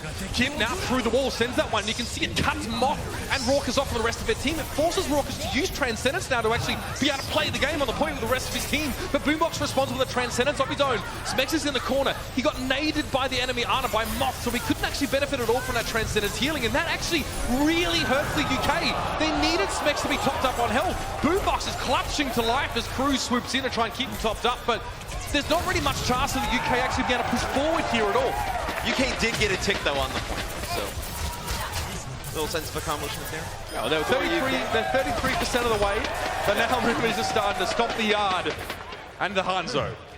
So he'll have the nano boost available for Team USA. Zachary with this EMP, especially on Volskaya at this point. Even when Sombra, before the updates where she gets a bit of a buff, she was played a ton on this point, right? Because you can get a lot of value hacking a lot of these health packs in the EMP. Do you use this aggressively, or do you wait for the UK to push in? Like, where's the best timing for Sombra to use this ult? I find it to be useful here aggressively because they have to come through this choke point. Not a lot of areas for players to hide. Oh, there it is. EMP comes out. Fusions is grounded. There's no way he was able to jump up into the air. The hack rendered him essentially useless as Winston. There's really not much you can do at that point. Just your primary fire is all you can really use there. Sinatra deals with Smex. He goes over the edge. Obviously, D.Va players often find that the enemy team tries to keep them alive after they get demeched because you can't do much. You're a small Korean lady with a blaster. You know what I mean? It's not going to be effective. So he heads over the edge to make sure he can respawn back with his mech and fight at full capacity now. Yeah, I mean, you do see Zachary getting good value out of those EMPs, connecting with a little bit over 3 players per EMP. So which is solid, I feel. Yeah, I mean, when you can connect with half the team, you get 1 support in there, a tank. You've done your job if you're Zachary. He gets kind of low, so has to hide out here. Kib did a good job actually revealing him and sort of putting him in a nasty spot. No more Sombra available now for the USA. Raucus pushing forward with the Transcendence now. Good timing. The Dragon Strike was going to do a lot of damage, take a big bite out of the USA, but the damage seems to have already been done. Fusions have a primal rage now, but he wants to try and hunt down Moomer a little bit more. The Discord Orb applied by Boombox, making that damage stick that much harder. And now the UK have 2 ticks on the point. USA have to push in very quickly to try and stop this from happening, but the UK just funnel into that small space. Smex knocked down there. Zachary on the Doom just in mid-air, but he's taken down. Cruz removes him with the boot, and that will be the UK finishing Volskaya here with a little bit of time in the bank as well. But those early picks, Zachary falling early in that fight definitely was not a good omen for the US. You know, they got away with a few fights. You know, you see the UK 2 minutes remaining, but USA, you had Muma die really early the fight before, and then you're able to, you know, rally it back. Just this time, you're not able to overcome having one of your players die first. You have, you know, the really nice Dragon Strikes through the wall from Kib. He's able to, you know, get the fight previous, he got Raucus to use Transcendence. The next fight, that you got space low enough that you were able to get the D-Mech right after that. So you're getting, you know, decent value out of these Dragon Strikes from the Hanzo. I think it's interesting of what Team USA will respond with. As I think preparing for this event, Mitch, a lot of teams, they expected, and rightfully so, to see a ton of triple tank, triple support, just battling it out. A lot of teams probably scrimmed that a ton, had some strats for the anti side of it, you know, or to counter it if yours didn't work. We're seeing a lot of different things from UK that Team USA probably didn't expect to see from them. They probably expected to see a lot of different looks from whether it be, you know, South Korea later in the tournament, or maybe whether Canada or China, but they probably expected UK to come in and primarily just play triple support, triple tank. Well, no, this is just a very interesting composition here from the UK. They tried to use on the attacking side as well, the double sniper setup. It's actually a composition that, you know, we saw a little bit maybe in stage 3 of the Overwatch League. So I'm talking like June, sort of July maybe, and then sort of wasn't very popular for a while, as shields are very good at stopping snipers from doing their job. But with the USA not really wanting to play a super tanky composition, this can definitely be quite critical. You're going to see Ana Mercy here from the UK on defense. So usually two supports that aren't really like comboed too often with each other. You want like usually like a big support ult, whether it be, you know, like a Transcendence, a Sound Barrier. You don't really have that with these two. You know, Valkyrie obviously does put out some good healing. A really nice headshot from Kib there. That'll prevent any type of push from Team USA, but it's a very interesting look here from the UK. Something a bit different. I mean, William Tell's rolling in his grave, but that's what Kib actually wanted to do. So the initial headshot on Muma was quite big. So you saw the Winston jump in, you heard the dink, the very satisfying bottle cap removing sound of the headshot they're connecting. And Muma at half health has to sort of wait for healing from the rest of his team. So it actually staggered and slowed down USA's push there. Yeah, now you will see Zachary play Widowmaker here. When Widowmaker comes in, you usually do see Mercy as well. So now you see the Mercy Ana from Team USA. So Mercy, you damage boost up that Widowmaker, you damage boost up Hanzo, you can get those really quick kills. Kib knows approximately where Zachary is. So it's going to be a game of chicken here, but Kib has access to Sonic Arrow, so he can see through that wall, and he'll know when Zachary's trying to peek him. And this is a good response as well from Team USA. So Muma going to play Wrecking Ball, very effective against the snipers. You see Sinatra in a 1v1 here in the back. Mike A really weak, forces him out of position. Well, Kib also being jumped on here as well, but great healing. Look at him. He was down to about 30 health being chased by the enemy tanks, and he's still standing as a result. Muma just drops in on top of Boombox there. Kind of like bombing battleships, except not very pleasant for the UK in any sense. Muma now dropping away, of course, and he's actually got the nano boost here as well. It's going to be a very angry Wrecking Ball. Muma not only had a lot of damage reduction, but he hits that much harder. This gives the people's elbow to Smex. And Muma knows that point A's been taken, so he's going to forge ahead now and try and set up and entrench himself here on this point B and make it harder for the UK. If he can find a pick as sort of this embedded sleeper agent Muma, it'll be huge. Yeah, and Wrecking Ball is even more effective against the snipers than, let's say, Winston would be in terms of, you know, you're able to close the gap with the same level of mobility, but then you have, you know, being able to use those shields, and then obviously the pile driver, like you see there, you're able to do a ton of damage in a short amount of time, really eliminate those snipers. Fusion's actually put to sleep during the nano boost. He was trying to go forward, I think, with that Primal Rage, and it's not going to be an option to him now. So that ultimate's essentially been rendered useless as he was essentially napping on the job. Muma's very close to the minefield here as well. Wrecking Ball's so good at denying massive areas at any one time.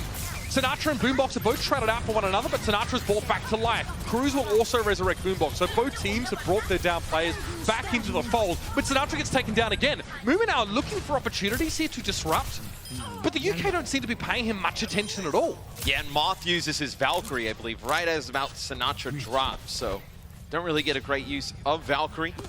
That big Mercy ult is more changes coming through from Team USA. Maybe use some of those ults because you want to change things up. So Zachary will play Genji here. You're going to have Sinatra switch over to Brigitte. And then Moth will play Lucio. So very interesting comp. You know, very mobile, right? They can get in your face. You know, Muma and Zachary jump on the same target. They're going to die rather quickly. Let's see how you use the minefield here as well. Not going to use it right now, getting hacked up. But But you can see what happens when Muma gets hacked, when that Wrecking Ball gets hacked. He can't roll around anymore. His mobility drastically reduced. So the Minefielder's dropped down. So a lot of the point now is going to be covered by these very dangerous explosive devices that need to be cleared. They last quite long if they're not. Zachary finds Smex, and here's that EMP. Mikey A is actually able to, I guess, turn off those mines on the point with the EMP and the rest of the abilities for the USA. But Fusion seems to have gone overboard. Geronimo, he says, as he jumps off the edge of the map. Boombox and Crew's getting taken down, and Zachary's now causing some big headaches for the United Kingdom. Kibbs forced to jump over the edge on Hanzo, but that's a huge nade from Raucus. Bionic grenade, preventing the UK from healing whatsoever. And it's an absolute stop on that last point. Fusion's sheepishly a little bit late to the party. Once they make those changes, they steamroll right through. Love the change from Muma to go from Winston over to Wrecking Ball. Very good against so snipers. What's the impact there? Was it just to chase down those snipers? Is that why you want to see Wrecking Ball here? Yeah, I mean, Wrecking Ball is very, I mean, the damage is extremely high compared to Winston, when right? He just drops down on him. Drops down, and then the guns that he has, very powerful. And then when you get that comboed with obviously Diva's great in every situation, Look at the knockup from Muma. That was what set that up, right? So Zachary, he had all his ducks, all these nerds in a row there. As you know, the UK were knocked up, and he was able to dash through 2 of them. That's what we call value there. And Zachary looking very pleased, although very composed given current circumstances. So we'll see. In this next half, I love that we're seeing both teams pull out so many different things, right? We thought we were going to see like a lot of these triple, tank triple support compositions, which you will, and like that will be a bit more of a war of attrition. Watching those sort of compositions, there's a lot of nuance to that, believe it or not, despite the fact that it's the more heavy set characters just belting each other around. This though, much more subtle. We've got, scalpels being applied in the form of these, these snipers. We've got sleeper agents in the form of the Sombra, and of course, the Wrecking Ball just for, Wrecking Ball. Yeah, so now you have Team USA playing a different composition on their defense. Zachary playing Sombra again, just like the last half. You're going to have Raucus this time being the Ana player. You had Moth do it in the previous half. Muma gets low, That was very aggressive from Raucus, that play, man. But you have Sinatra playing Wrecking Ball here, so we'll see how he goes on that hero. Oh man, look at him land. It's a mess. I'll be honest, we're seeing what he's seeing, right? There's a lot of things going on. There's a lot of chaos zone because of the presence of that Wrecking Ball. But there's a second player down for the USA. Muma fallen. Zachary went down early once again. He'll return to the fray as Doomfist, who definitely packs a bigger punch, no pun intended, than that Sombra, but is far less subtle, a little bit more like the sledgehammer to the scalpel. And here's the drop in. You can see just how high up Sinatra can get, but he sort of falls down amidst an enemy who are ready to sort of turn and focus fire on Kim. Kim sets the Dragon Strike across the point, and Mott's trying to keep it contested by playing just in that corner. Not very good in a sumo match, but very good here when they're trying to keep control of the point for as long as they can. Boombox, he doesn't even need to use his Transcendence map. What a clean fight from the United Kingdom. Kim's just killing it. You see the Discord orb just coming down from Boombox, and towards the end of that, I'm watching. I'm like, oh, if they come out of this holding on to the Transcendence, they're in a good shape. Because look at this. UK is going to have everything outside of Dragon Strike to use here in this next fight. Zachary's playing his 3rd hero in the last minute or so. So he's had to switch a lot of times. The USA are trying to be proactive here and answering what the UK are bringing, but UK, you said it, Matt. They have so many ultimates to use. Their raw power they can bring to bear in this fight is just going to eclipse that of the USA. That's the first one, though. Transcendence in from Boombox. Cruisers also use his Valkyrie as Mercy, so a lot of healing being dished out right now. Sinatra can't escape that one. It's like Mousetrap 3D. Fusions drops in on Raucus and removes him. Now the Primal Rage. Look, he can block this very small aperture with those swinging fists. It's very hard for the USA to get onto the point. They have to regroup, but they're running out of time. That's 2 ticks now. Muma is the brave man to step up forward. Geronimo, he says, but he exits almost as quickly as he enters. Sinatra's taking low space. He's done it again. Oh, first it was in the group stage, and now it's here. But will it be enough to get the USA out of trouble? Mikey A on the point, getting dashed into by Zachary. The Dragon Blade coming out now. The Brigitte are one kid and more. Muma helps out. Smex is being forced away. He will eventually be removed from this fight, and somehow the Hail Mary self-destruct for Space once again finds the mark. And the UK are barely going to get back to the point in time. Unbelievable stuff. So we can check this out from Space's POV. Is we are in overtime in the actual game. You can see that in bottom right, but Space, oh man, beautiful. Everybody lined up in that alleyway. There's nowhere they could go. So this is the overtime here. The UK have just stuck one player at a time on the point here, just trying to keep things going. Smex tries to drop in. Sound barrier was given there at least to Smex. He had the shield, so a reactive shield. The more enemies near him, the more shield he gets. Yeah, you can see Mikey Yates throwing himself on the point, but that's a nice body grenade from Raucus, making it impossible for the Brigitte to heal at all. And our Boombox is just going to be dealt with accordingly now. Not a lot of health left on that Zenyatta. And Sinatra this time, that was an actual sound barrier from Moth. And it's going to be 1 by 1 for the most part here, but this isn't Noah's Ark, UK. This is the USA returning to form. And it is Space for the second time on this roster, but he's done it many times before for the Los Angeles Valiant. Saves the day with a big old self-destruct. And there's nowhere the players from the UK can really get to at that time. They're pushed up a little bit too far to know that they won't make it back into the little cubby with the small health pack. They're overextended at that point, right? Yeah, I mean, you could try and walk forward to the point and then around the corner, but it's going to be very difficult in that type of situation. They try and just back out all the way through the alleyway. They don't make it out in time, and that really is what comes down to, them not being able to cap that last point. If those 3 players do not get hit with that big self-destruct, they probably complete that point. They have 4 on the board. That's incredible composure to me. You saw it started so well for the UK. Just having that transcendence, Matt, after capturing point A, Boombox, of course, able to bring the ult in to start off the next fight. It looked like it was going to be all about the 3 lions there. Sometimes Overwatch is that kind of game, right? Ultimate abilities are so powerful, especially with most of those heroes that are being used at the moment, either defensively, for healing, or defensively in the sense of creating space and punishing enemy teams that overextend. So the United Kingdom now has 3 checkpoints and 76.3% on the 4th. So the USA need to beat that to win the map here. And it's a change from UK on defense. I know they were playing the Ana Mercy before. Now Boombox going to play Zen. I think you've been getting a ton of value out of his Zenyatta. It's the guys on the desk brought up during halftime. I love to see him on the hero. Sinatra knows someone's around that corner, I believe.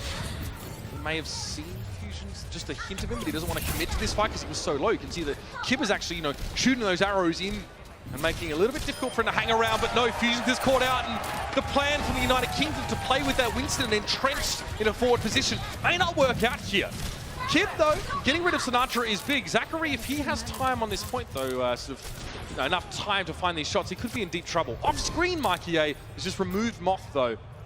Very important pick. And Raucus is, behind enemy lines here, so looks like he will be able to make it back to safety, but Mikey is going to get pushed. They see me rolling. Hey, Mikey.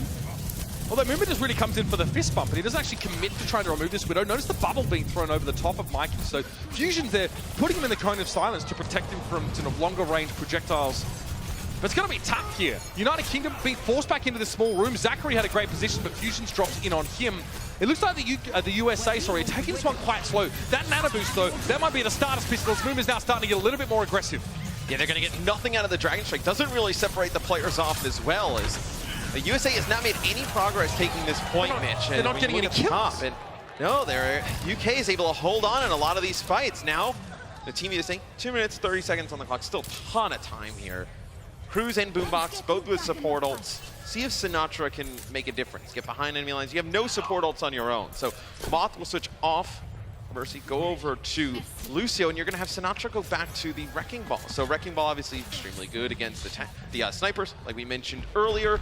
You're going to see now a really strong combination, right? A lot of mobile tanks here for Team USA. Absolutely.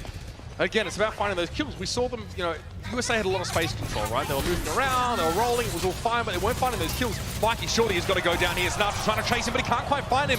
The Discord Orb now applied to the Wrecking Ball makes him far less durable in the face of all this damage. Cruz actually gets the finish on Space there with the Caduceus Blaster and brings Kip back. So Cruz creates a +2 player differential, essentially, by getting a resurrect and finding a kill. And that's massive for the UK. And remember we were talking before about all the little details, right? Like looking for different things. Right there, you saw before he popped this Transcendence. Obviously, Mikey is so low. You need to get that Transcendence out of Boombox. Throws the Discord Orb onto Sinatra, then uses the Transcendence. Make sure he stays in the line of sight so the Discord Orb stays on him, and then you're able to burst down that Wrecking Ball. It's just a little plays. Big play there from Boombox. Specs here, he's like the security guard, so he allows the tanks to pass through. Oh no, he gets hit by a grenade on the backside. He needs to be very careful. Specs needs to wait the effects of that off and get healing back, but he doesn't get there in time. It'll be a self-destruct, and now Mooma, no, he gets rid of the desuited Diva, but he gives up his life to the self-destruct. A 1-for-1 trade in that sort of scenario. Sinatra again looking for more targets in the backline. Mikey can't see much of this action, which is of concern to him. He's trying to bail out his backline. Get a headshot on Raucus? No, he just hits the body. Raucus is alerted to the presence of the Widowmaker, is able to back inside the bunker. Sinatra, good chase down on Cruz here. He doesn't quite get out alive, though. Kib is one of the fastest guns in the West, and Trace is definitely quick on her feet. Looks like UK will back out here. Kib kind of poking a little bit. He'll move all the way back, though. So Team USA in a nail-biter will be able to take point A. Less than a minute, though, here to attack point B. Only a 30-second time extension now, so the USA need to pretty much push through and capture point B now. It can be done, but I'll be honest with you, they're up against the wall. They've got a sound barrier here from off, but Boombox has that transcendence. UK have made a few hero switches, so they're obviously reset on ultimate percentage on Kib and Mikey A. Sinatra, I mean, a good minefield over on the point could set things up quite nicely. They're trying to isolate Smex here, who's getting killed by that Orb of Harmony. He needs a little bit more help, but Zachary's down early. Mikey picks him off on the Brigitte. And that was big because they were trying to build up that Dragon Blade, potentially get that Nano Blade going. It'll be a self-destruct from space. You connect with Smex in the back. Yeah, Sinatra now using the minefield, creating a bunch of space, and the Transcendence comes in from Boombox over the point here, trying to keep his team alive against the grenades and the extra damage, but Fusions jumps on Muma comfortably enough. Fusions gives up his life to get rid of the enemy Winston. The UK have been given time here, time to react, time to regroup, time to set up. Sinatra knocked back there by Mikey A, who's defending staunchly his supports in the back line, but Zachary's found Smex once again. Now it's time for the Dragon Blade. It's now or never. He's going in. Kib's found two. Zachary's removed, though. Cruz, who used to be a Genji main, knows just how to deal with that kind of stuff. Now it's a last chance for the USA. Desperately they throw themselves at the point, but Muma is removed. Orb of Discord's so powerful here, and Boombox is channeling that Zenyatta prowess so well. EMP just to finish the job, and Raucus is caught on that one. Nothing he can do about it. And the Three Lions take it 2-1. They lead the series now against the absolute favorites of this tournament, Matt. Oh, nobody expected this in our first game of the day. The UK has showed up, Mitch, and Kib was tremendous on all the different heroes he played, but really, Boombox has made a big difference in the support role. Sometimes during the Overwatch League, obviously, a lot of you guys tune in every single week. You'd see some up and down performances from him on the Philadelphia Fusion. Today, he's been very strong in that flex support role, which is so important. To put this in context for our viewers at home, this is literally out of 8 teams. This is seed number 1, the US, versus arguably, the 8th seed in the United Kingdom. It's David versus Goliath kind of stuff here, and it looks like the USA have really walked into the Three Lions den, and we're not ready for this at all. By the look on the faces of the UK players, perhaps they weren't either. Either way, Matt, we've got more to talk about, but I do want to get a feel for what's going down on the floor with our insider, Frankie. I'm not on the floor, I'm actually in the walls. And earlier, the UK did the unexpected and they managed to claw a map, and now another map away from the confident paws of the USA, something that would have absolutely knocked the confidence of the hometown heroes. And looking back to those group stages, I spoke to Coach Hayes about a key weakness that the team experienced in their match against France. He told me they lacked confidence in their in-game decisions. So if they can stick to their guns and see the strats through today, perhaps they can pull off a shock victory against the USA today. And the biggest upset could still be to come. Cruz revealed to me this morning that the UK have been preparing a brand new composition, especially for this forthcoming Escort map. But will the USA be anticipating the roar of the Lions? What do you think, casters? I tell you what, I mean, the fact that we're even in this situation is probably not an eventuality that we prepared for. Last year, Team UK, entered very brashly into the World Cup and very quickly were evicted by, I believe it was Sweden actually in their first map. They just looked really average. So this is not a situation that they or their opponents or you or me or Matt would have expected. But more importantly, how did the US fight back from this kind of deficit? That's got to be crushing. Yeah, and that's some great insight I know that Frankie gives us.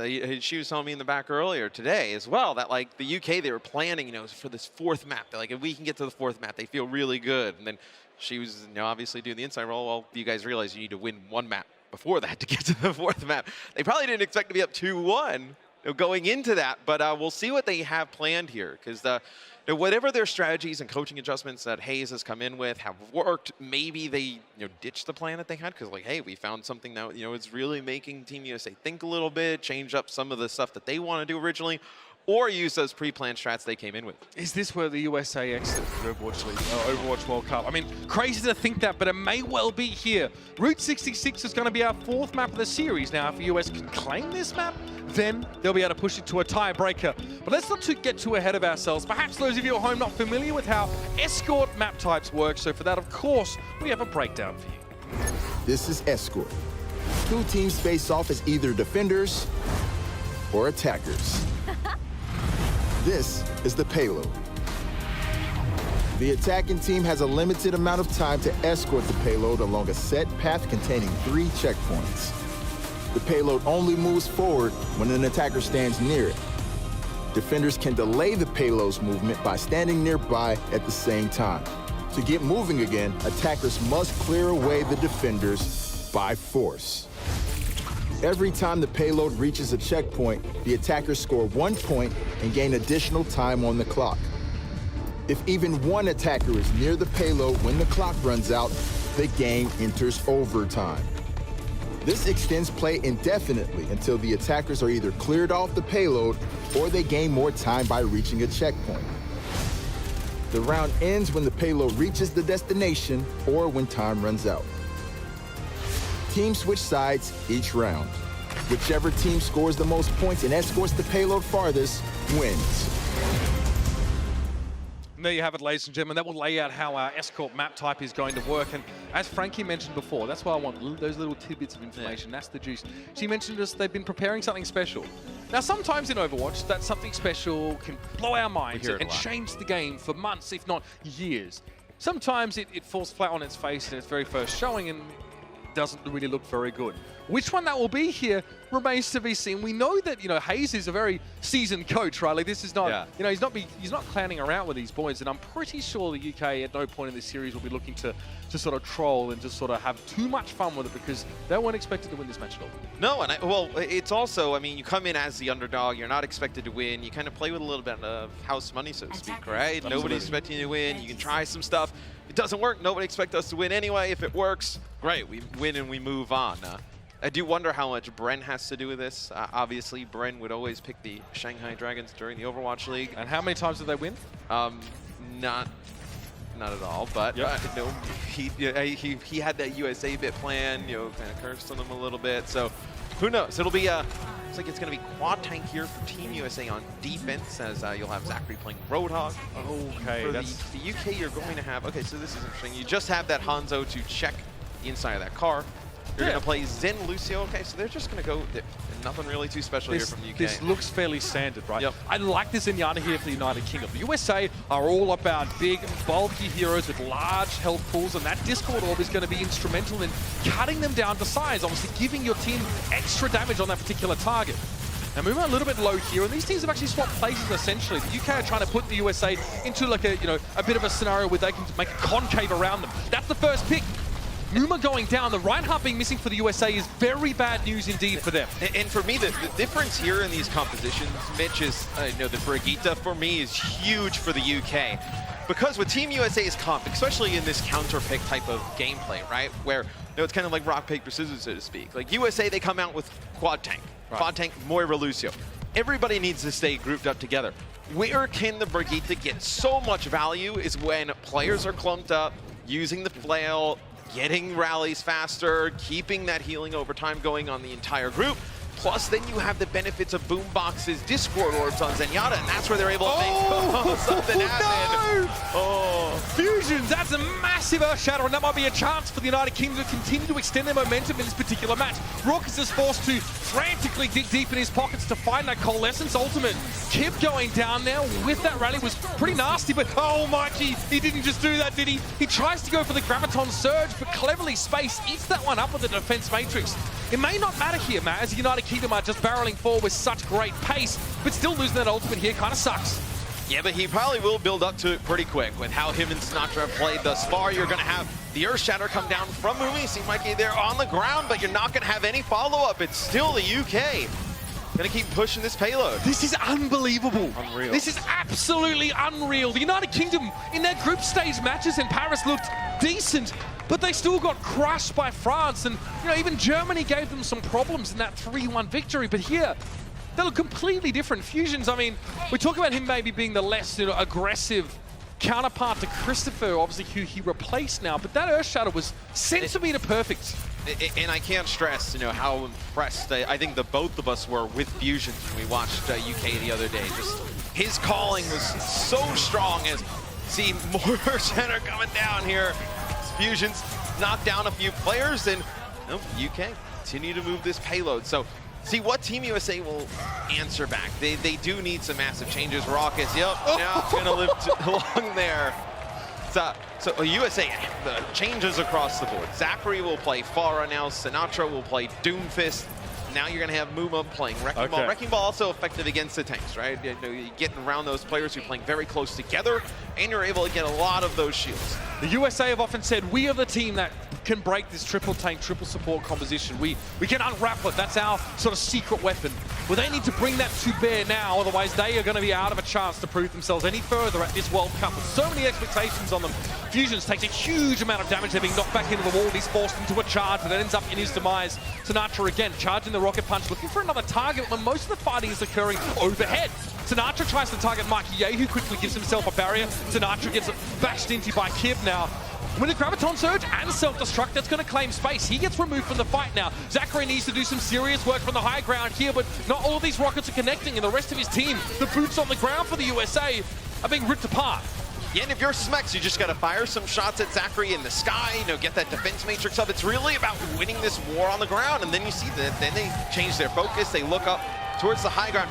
Interesting, maybe you see they change off of the Wrecking Ball, but you play Wrecking Ball just to get back quick. Now you have Mikey, come back. Interesting for the USA, like if they sort of persist with playing that Wrecking Ball here. So in the past, Reinhardt's been very commonly used defensively on this map, especially when your enemy team has a lot of poke damage, long-range damage. The United Kingdom aren't using any of that. They're relying on heroes that want to take a close-up fight, just like this one. Self-Destruct in over the top, and that's 2 kills.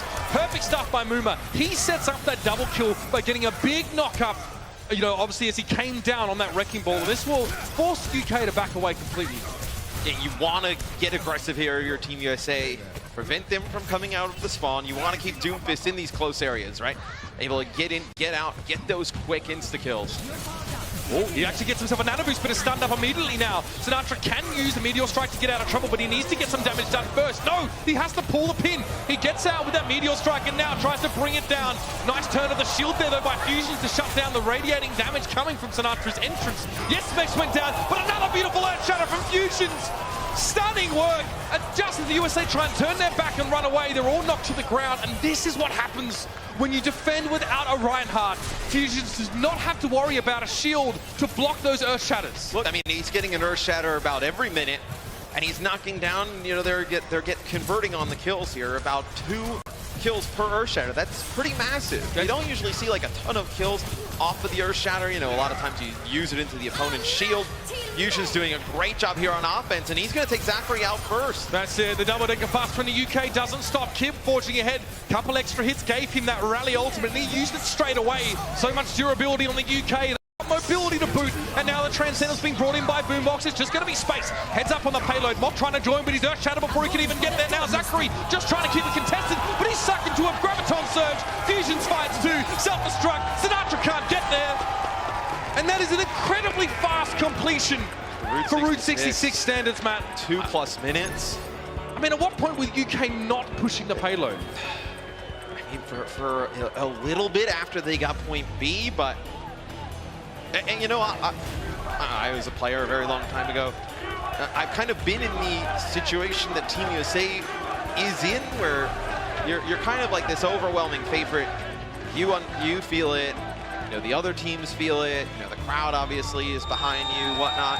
And it's very difficult, as weird as it sounds, with having all that confidence and having all that momentum, when things don't go your way, it's really difficult to get that back, because then you start to have like the nerves setting in a little bit. Absolutely. You start to second guess yourself, and it's really difficult to get the wheels going the other direction, right? I mean, this is really important insight as well to get an idea of what these players are feeling. Now, obviously, Overwatch is very different from, as Matt put, the Animal Crossing World Championship of 2008, but there are so many of those things about mentally trying to stay ahead and stay in the game, or trying to get back into the driving seat, as it were, and the USA do not look good. They do not physically, mentally, they do not look good at this point, because this is not how they expected this to go.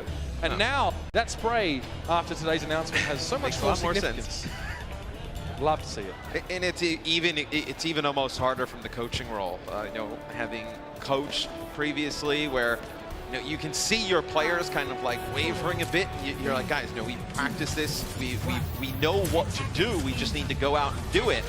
The going out and doing it's the hard part, though. So in order to do it, as it were, the USA are going to have Boomer on the Reinhardt, pretty much off the back here. And the USA are playing a very well-behaved, very standard composition here, right? So they're going to have Zenyatta, of course, Raucus looking to get pulled out of the mix. Kip tries to go in over the top, and they don't get the Zenyatta, but they still find Zachary first, and then Raucus. Boomer falling down. In the UK, they've said it before, they know how to play these tanks better than most. Europe, known for, a lot of teams that love to play supports and tanks. They don't like the DPS so much. Yeah. I mean, we're seeing it right now. Obviously, Roadhog, known for his flanking ability, goes undetected through the train car. That part is slightly more notable, that he managed to get away with that. But, he's got nose rings elsewhere.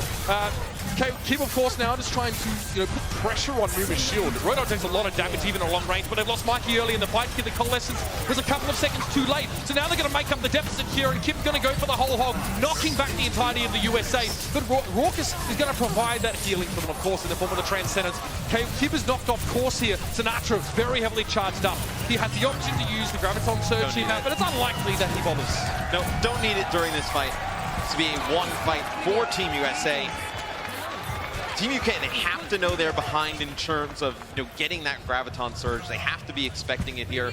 Changes come through. You put the Roadhog away, you get the Brigitte out. Boombox will come back in on the Zenyatta, which has been extremely effective on. So we'll see this next fight from Team UK. Sinatra hiding here. Specs not detecting him. And what he did, he just wrote Jay was here on the back of the mech, in a Sharpie. Drops down, Sinatra needs to use a Graviton here. Is he going to hold it? Great timing again, Mock. Sound barriers, perfect time of that to come down. Sinatra is going to be able to stay alive and still doesn't have to use those ultimates here. So any fight in which the US don't have to overcommit those very important abilities is a win for them. Sinatra waving at God knows what, but he still has the grab, and that's all that matters. So the UK, they'll come back with their own grab in the next fight. You want to really build up that Transcendence, as you will have Sound Barrier, so that can protect you against a large chunk of what'll come down with that. Graviton Surge, is they're going to fight this one more. Oh, maybe not. That's perfect. Graviton Surge keeps all of the UK up on the high ground. They can't contest. They cannot slow down the payload. And the USA will have them for lunch. Now, the United Kingdom probably saw very quickly, Matt, that there's nothing they could do, so they don't use their grab. I mean, to be clear, they did get USA to invest self-destruct and grab there towards the end. For what is essentially, I mean, they really will give up nothing here, because you would have fought around the same area anyway in this next fight. So you did get those ultimates out. Well, what the UK needs to do now is try and take this space. I love what they're doing here. Yeah. Look at this rotation. They're going to sit on the payload and force the USA to fight.